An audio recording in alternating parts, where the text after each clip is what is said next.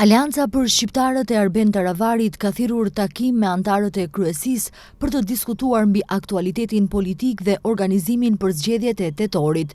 Blerant Ramadani nga Aleanca për shqiptarët tha se fokusi është aktualiteti politik dhe se vazhdojnë bisedimet me partitë që janë pjesë e opozitës.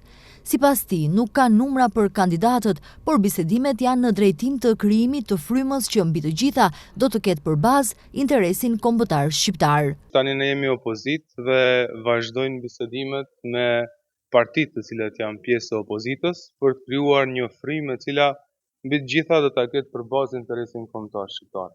Realisht ne e kemi potencuar edhe më herët cilat komuna janë fokus ton, ende nuk ka numra zyrtar se sa komuna tek komuna.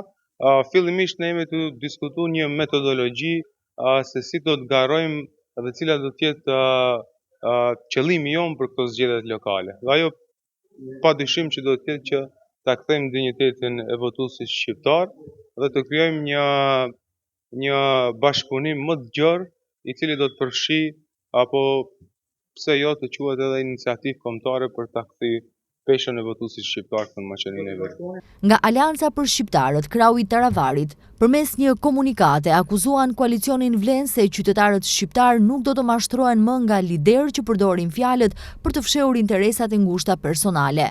Ata e shohin dhe e kuptojnë realitetin më mirë se kushdo tjetër.